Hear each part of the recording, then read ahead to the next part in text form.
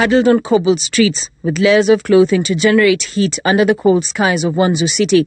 This is the new way of life for Africans living in China.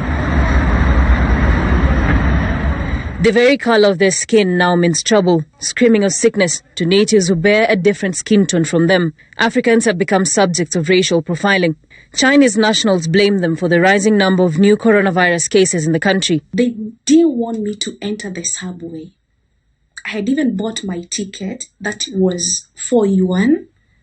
And by the time I was going to the subway, they stopped me. And then they told me that no foreigner is allowed. And I was like, why? This is a subway. Then they say that that is the rule.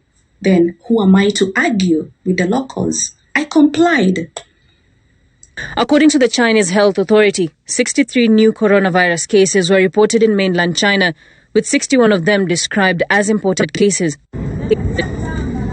Brenda, not her real name, has been living in China since 2017. Earlier this week, she was kicked out of her home without any explanation. And just like any other person in a foreign country, the embassy is usually the next resort. For her, it was the Kenyan embassy. I didn't have a place to go.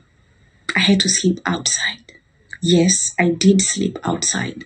The next day they came. I tried calling them. They were not actually responding to my call. What they told me, go to the police. I did that.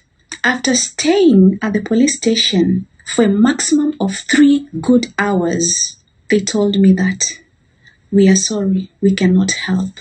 She reached a dead end after 2 days of sleeping outside the embassy, a situation that many like her from other African nations have found themselves in. This video shows Chinese police officers escorting people of African descent from a place they had set apart for themselves.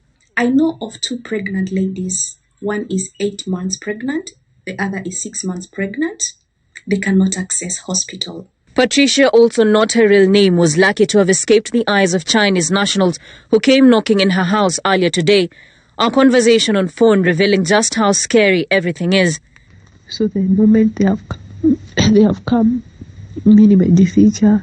So sahi niko kwa nyumba, the rest wametolewa, wanasema ati wanawapeleka quarantine for 14 days. It will be the 4th day today that foreigners, especially blacks, are denied access to services in the city. Now I don't have food. I don't know what to do. And I can't just go to the street. I don't want to sleep outside. Now it's either I choose to have somewhere to sleep or I choose food. Our calls and even texts to